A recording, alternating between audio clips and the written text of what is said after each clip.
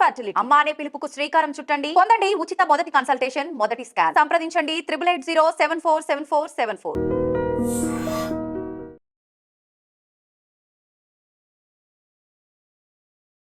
నమస్తే, welcome to I dream. నేను మీ ఝాన్సీ.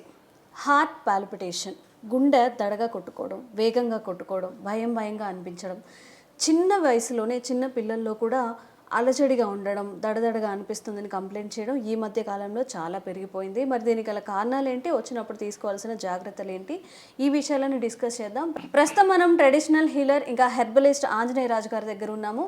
నమస్కారం అండి. నమస్కారం అమ్మా. సార్, అయితే చిన్న పిల్లలు కూడా కంప్లైంట్ చేస్తున్నారు ఇప్పుడు. వాళ్ళ అమ్మకు వచ్చి కంప్లైంట్ చేయడం, అమ్మ గుండె దడదడగా అనిపిస్తుంది, ఊరికే భయం వేస్తుంది. ఈవెన్ చిన్న పిల్లల్లో కూడా, స్కూల్ పిల్లల్లో కూడా ఇవన్నీ కనిపిస్తూ ఉన్నాయి. అంటే వాళ్ళు నిజంగానే భయపడుతున్నారా? అన్నీ కూడా హార్ట్ డిసీజెస్ కిందకు వస్తాయా? దేనికి మనం భయపడచ్చు, దేన్ని కాస్త పర్వాలేదని తీసుకోవచ్చు? అదే అంటే పిల్లలు ఎక్కువగా స్పీడ్గా ఆడడం వల్ల కూడా అది ఉంటుందమ్మా. అదే లేకపోతే నిజంగా గుండెదడ ఉందా? ఇప్పుడు గుండెదడ అనేది 20 years అబవ్ వాళ్ళకి కూడా వచ్చేస్తుందమ్మా. పూర్వం 50-60 సంవత్సరాల్లో ఇక్కడ ప్రత్యేకంగా స్త్రీల్లో ఎక్కువ ఉండేదమ్మా పూర్వం. ఎందుకంటే ఈ మెన్స్ట్రువల్ సైకిల్ అనేది ఉంటుంది కదమ్మా, దానివల్ల మినరల్స్ అన్నీ వేస్ట్ అయిపోవడం వల్ల వీళ్ళకి ఎక్కువ ప్రాబ్లం అనేది ఉండేదమ్మా. 50 దాటాక ఈ మెనోపాజ్ టైంలో గుండె దుడుకు, గుండెదడ అని చాలా ఎక్కువ మంది కంప్లైంట్ చేసేవారు. మధ్యకాలంలో తగ్గిందమ్మా అది. ఇప్పుడు చాలా ఎక్కువైపోయింది. ఆ ఏజ్లో కాకుండా 20-25 ఉన్న వీళ్ళు కూడా మగ పిల్లలు కానీ ఆడపిల్లలు కానీ గుండెదడ, హార్ట్ పాల్పిటేషన్. అంటే థైరాయిడ్ ఉన్న వాళ్ళలో కూడా ఇది ఎక్కువ ఉంటుందమ్మా. థైరాయిడ్ ఉన్నా కూడా ఈ హార్ట్ పాల్పిటేషన్ అనేది ఉండడం వల్ల, అంటే ఎక్కువగా కొట్టుకోవడం వల్ల స్థిమితం ఉండదమ్మా. అంటే పీస్ఫుల్గా ఉండలేరు, ఇరిటేషన్ వచ్చేస్తూ ఉంటుంది, కంగారుగా ఉంటుంది, భయపడతారు, చాలా చాలా ఇబ్బందులు పెడుతుంది అనమాట ఇది. అది పట్టించుకోకుండా వదిలేస్తే అమ్మ స్ట్రోక్ రావడానికి కూడా అవకాశం ఉంటుందన్నమాట. కానీ ఈ మధ్యకాలంలో చాలా ఎక్కువ కేసులు వస్తున్నాయమ్మా మాకు. ఎందుకు వస్తున్నాయండి ఇట్లా? అంటే ఈ రావడానికి కారణం కూడా మళ్ళీ అంటే నేను అన్నీ కూడా ఆల్మోస్ట్ ఆహారం వల్ల అని చెప్తానమ్మా. హ్యాబిట్స్, ఆహారం, జీవన విధానం అనే చెప్తా. చూసి వాళ్ళు ఏమనుకుంటారంటే ప్రతి దాంట్లోని ఈయన ఫుడ్ని తీసుకొస్తున్నారు అంటే తీసుకురావాలి, తప్పదు. ఎందుకంటే జీవన విధానం మారిపోవడం వల్ల, అలాగే కరోనా వచ్చి వెళ్ళిపోవడం వల్ల, ఆ కరోనా అనేది చాలామందికి టచ్ చేయడం వల్ల ఇక్కడ ఒక 2-3 రీజన్స్ కామన్ ఉంటాయమ్మా అన్నిటికీ కూడా. అన్ని ప్రాబ్లమ్స్ కామన్ ప్రాబ్లమ్స్ ఏంటంటే జంక్ ఫుడ్ ఎక్కువైపోవడం, అదేవిధంగా ఆహారం అలవాట్లు మారిపోవడం, నెక్స్ట్ వ్యాయామం లేకపోవడం, ఫుడ్లో టాక్సిన్స్ అనేది ఎక్కువ ఉంటాం. ఈ కామన్ అమ్మా. ఏ జబ్బుకైనా ఇంక మీకు కామన్ అనుకోండి దీన్ని. మీరు ఏది అడిగినా కొద్ది ఇంచుమించి ఇందులో ఏదో ఒక సబ్జెక్ట్ నేను మాట్లాడతానమ్మా. కారణం అది కాబట్టి అనమాట. ఈ హార్ట్ పాల్పిటేషన్ అనేది కొంతమందికి మన దగ్గరికి వచ్చిన వాళ్ళకి 3 రోజుల నుంచి వారంలో తగ్గిపోతుందమ్మా. ఎన్ని సంవత్సరాల నుంచి ఉన్నా సరే. మన దగ్గర అద్భుతమైన ట్యాబ్లెట్స్, క్యాప్సిల్స్, అదేవిధంగా కొన్ని కషాయాలు ఉన్నాయమ్మా. అవి ఇస్తే కొంతమంది ఆశ్చర్యంగా అడుగుతున్నారు, సార్ మాకు ఎన్నో సంవత్సరాల నుంచి ఉంది, వారంలో తగ్గిపోవడం ఏంటి? 3వ రోజుకి తగ్గిపోయిందని కొంతమంది చెప్తూ ఉంటారు, వారంలో తగ్గిపోయిందని కొంతమంది చెప్తారు. అంటే వాళ్ళు డైలీ ఫీల్ అవుతున్నారా సార్ అలా? డైలీ ఉంటుందమ్మా, డైలీ ఉంటుంది, డే అండ్ నైట్ ఉంటుంది. చాలామందికి కొంత నిద్ర ఉండదు పాపం. అలాగే హార్ట్ ప్రాబ్లం వచ్చేస్తుందేమో, స్ట్రోక్ వస్తుందేమో అని భయపడతా బతుకుతారు దానివల్ల. ఎవరికైనా భయమే కదమ్మా. హార్ట్ అనేది సున్నితమైంది, లేకపోతే హార్ట్ ప్రాబ్లం వస్తే ప్రమాదం అనేది అందరికీ కొద్ది ఇంచుమించి తెలుసు, ఒక ఏజ్ వచ్చిన వాళ్ళు అందరికీ కూడా. పిల్లలంటే అమ్మ ఇక్కడ ఏదో కొట్టుకుంటుంది, దడగా ఉంది అనేది పిల్లలైతే కంప్లైంట్ చేస్తారు. ఇప్పుడు పుట్టేటప్పటికి హార్ట్లో హోల్ ఉందంటాం, లేకపోతే హార్ట్ సైజు పెద్దగా ఉందంటాం, లేకపోతే పెరిగిపోతుందమ్మా కొంతమందిలో హార్ట్, గుండె పెరుగుతుంది అంటారు కదా. ఇటువంటి ప్రాబ్లమ్స్ అన్నీ వస్తున్నాయి.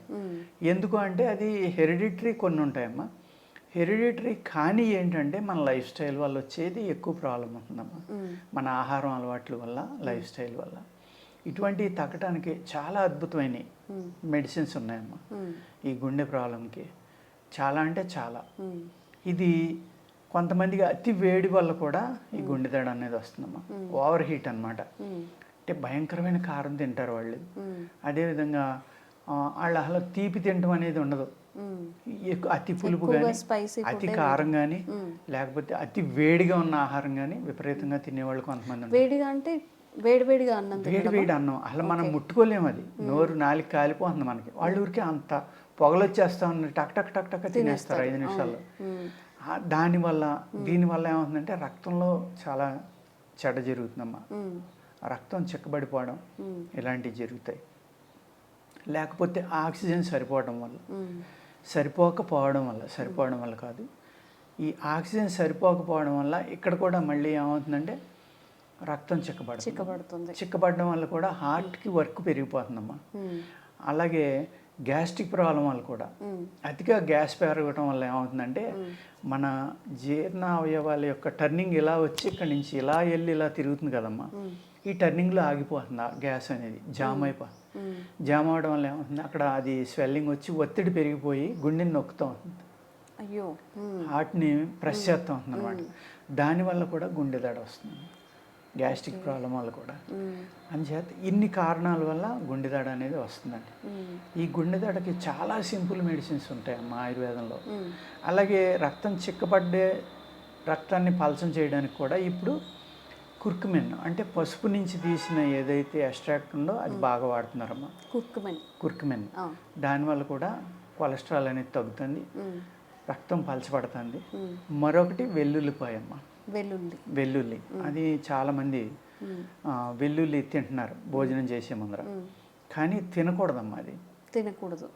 అలాగా మింగితే కనుక చాలా బాగా పనిచేస్తుంది. అంటే నమలకుండా డైరెక్ట్గా మింగటం కూడా ఎలా అంటేనమ్మా, ఇప్పుడు రైస్ మీరు బాయిల్ చేసుకున్నారు కదా, వేడి అన్నం కట్టేశారు, కుక్కర్ కానీ గిన్నె కానీ స్టవ్ కానీ కట్టేశారు. స్టాప్ చేసిన వెంటనే ఆ వేడి అన్నంలో మీరు వెల్లుల్లి రేకలు అంటాం మనం, దాన్ని తొక్క ఒలిసేసమ్మా అన్నంలో గుచ్చండి. ఒక మీ బాడీ వెయిట్ని బట్టి 3, 4, 5, ఒక 5 అంటే అబవ్ 100 kgs ఉన్న వాళ్ళకి ఇలాగా గుచ్చుకుని కనుక వాటిని భోంచేసి లోపల ఆ వేడికి కొంచెం వదులుతాయి కదమ్మా, అప్పుడు దాన్ని తీసుకుని నెయ్యిలో కానీ నూనెలో కానీ ముంచుకున్నామా, మనం క్యాప్సిల్ ఎలా మింగుతామో అలా చక్కగా దిగిపోతుంది. అది మింగేసి అప్పుడు భోంచేసారు అనుకోండి, అది మీ శరీర తత్వాన్ని బట్టి తీసుకోవాలమ్మా.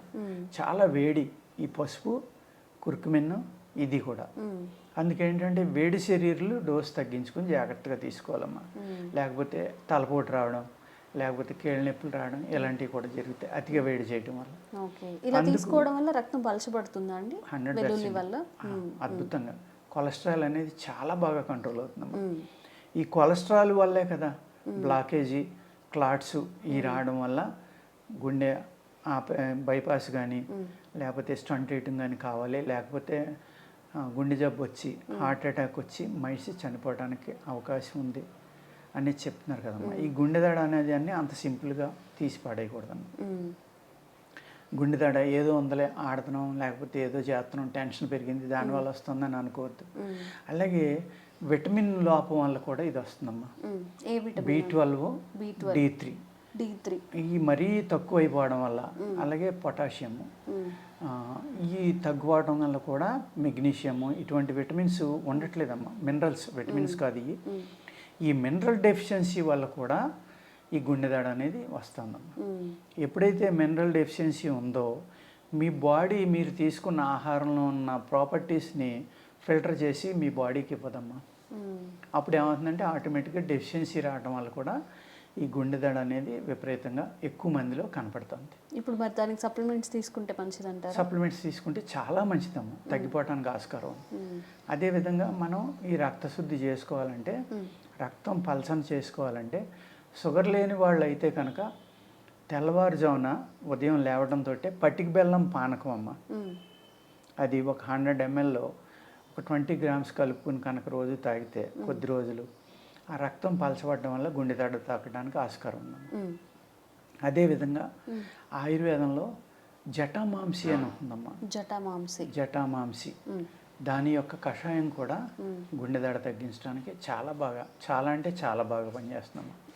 మరి షుగర్ ఉన్న వాళ్ళకి ఏమైనా? షుగర్ ఉన్న వాళ్ళకి అయితేనమ్మా కొన్ని రకాల ట్యాబ్లెట్స్ ఉన్నాయి మన దగ్గర, క్యాప్సూల్స్ ఉన్నాయి, కషాయం కూడా ఉందమ్మా. ఈ 3 రకాలు వాడుకుంటే 90% ఆఫ్ ద ప్రాబ్లమ్స్ సాల్వ్ అవడానికి ఆస్కారం.